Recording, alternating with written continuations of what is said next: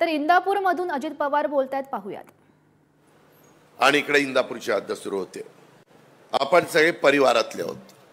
आपण सगळ्यांनी माझी कारकीर्द बघितलेली. त्याच्यामध्ये तुम्ही सगळ्यांनी मला 84 साली घोलप साहेबांच्या नेतृत्वाखाली जे भवानी माता पॅनल विठ्ठलराव आपण केलेलं होतं त्याच्यामध्ये डायरेक्टर केलेलं. त्या संदर्भामध्ये माझी सुरुवात राजकीय झाली. मी स्वप्नात देखील कधी की मी राजकारणामध्ये येईन, कारण माझा स्वभाव असला एक घाव दोन तुकडे. एखादं काम होणार असेल तर हो म्हणून सांगायचं, नाही तर नाही म्हणून सांगायचं. मला खूप जणांनी सांगितलं तुम्ही काय राजकारणात येणार नाही, तोंडावर सांगता नाही म्हणून कसं काय जमेल. मी म्हणलं ठीक आहे बाबा, स्वभाव आहे, उगीच हेलपाटे घालायला आवडत नाही.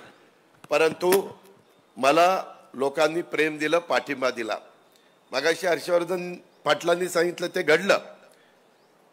मी जरा त्यांच्यापेक्षा 2-3 वर्षांनी मोठा असल्यामुळं आमचे वेगवेगळ्या पद्धतीनं वेगवेगळ्या निवडणुका झाल्या, आरोप प्रत्यारोप झाले.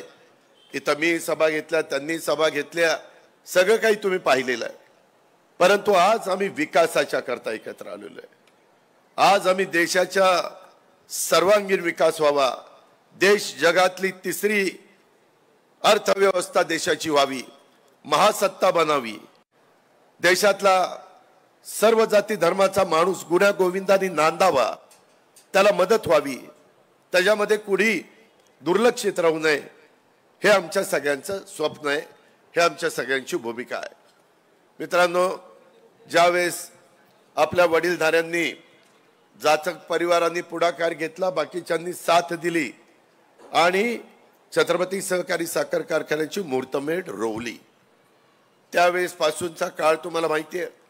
आपल्याला मला आजोबा सांगायचे की अजित 18 दिवसाला पाणी यायचं, कुठलं फाट्याला, 19-20 दिवसाला पाणी यायचं.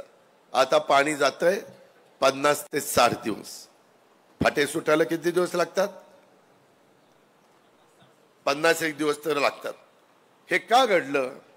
आपल्याकडचं क्षेत्र अतिशय कमी होतं. आम्ही लहानपणी काटेवाडीला यायचो त्यावेळेस कुठंतरी ऊस ठराविक ठिकाणी दिसायचा. आता जमीनच शिल्लक कुठं ठेवली नाही, दिसल तिथं कांड दाबायचं काम चाललंय. आणि धरणं तेवढीच, आणि लोड एवढा प्रचंड वाढला की त्याच्यामुळं पाण्याची कमतरता भासायला लागली. नवी टेक्नॉलॉजी आली, ठिबक आलं, मायक्रो स्प्रिंकलर आलं, स्प्रिंकलर आलं, शेततळी झाली. एक पाळी शेततळ्यातनं कशी घेता येईल हा प्रयत्न आपण करतो. अशा अनेक प्रकारे माझा शेतकरी कष्ट घेत असतो. मित्रांनो, पुन्हा सांगतो, ही भावकीची निवडणूक नाही. काही जण म्हणतात आयला ह्या वयात दादानी साहेबाला नको होतं सोडायला, अशी चर्चा पारावर बसतात. मित्रांनो, मी साहेबांना कधी सोडलं नाही. मी 84ला सुरुवात केली, अप्पासू काका हे बघत होते, आणि मी 87ला राजकारणामध्ये, आता रामभाऊ बलवण पण वारले, परंतु त्याच्याच वस्तीवर आम्ही बसलो होतो. तिथं म्हटलं की चला तरुणांना एकत्र येऊन बारामतीमध्ये कामाला सुरुवात करायची, आणि खरेदी विक्री संघात बसायला लागलो. तेव्हापासून 87 पासून 2000 आता 23 पर्यंत साहेब म्हणतील ती पूर्व दिशा. तुम्हाला संसर्करांनो माहिती नाही, परंतु एकदा फार पूर्वी आम्ही लहान असताना मला आजी आजोबांनी सांगितलेलं होतं, आपलं सगळं कुटुंब शेतकरी कामगार पक्षाचं होतं. स्वर्गीय वसंतदादा पवार हे आमचे सगळ्यात थोरले काका बाय इलेक्शनला उभे होते. त्यावेळेस पवार साहेब विद्यार्थी होते कॉलेजमध्ये. साहेबांनी त्या दिवशी त्यांना विरोध केला. अख्खं कुटुंब पवारांचं आमच्या दादांच्या बरोबर होतं, पण पवार साहेबांनी त्यावेळेस विरोधी काम केलं. हे सुरुवात आहे, हे काही नवी सुरुवात नाहीये. आणि त्याच्यानंतर मग राजकीय समीकरण बदलली. दुर्दैवाने दादांचं दुःखद निधन झालं आणि पवार साहेब 67ला उभे राहिले. परंतु 67ला पवार साहेबांनी संधी हे चव्हाण साहेबांनी दिली. प्रत्येकाला इथं बसणाऱ्याला कुणीला कुणी संधी दिलेली आहे. हर्षवर्धन पाटलांना घोलप साहेबांनी आणि भाऊंनी संधी दिली, तुम्ही त्यांना निवडून दिलं. त्याच्यामध्ये दत्ता मामाला पण कुणी संधी दिली हे तुम्हाला माहिती आहे. मलाही साहेबांनी संधी दिली, साहेबांनाही चव्हाण साहेबांनी संधी दिली. 72ला नंतर पुन्हा पवार साहेब राज्यमंत्री झाले, 75ला मंत्री झाले, 78ला वसंतदादांच्या बद्दल आता संजय भैया बोलले.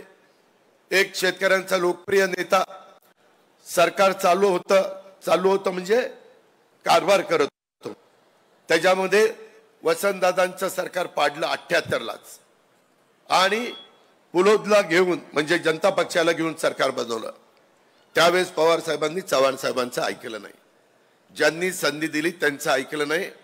78 सालीच 80 साली निवडणुका झाल्या, इंदिराजींनी बरखास्त केलं.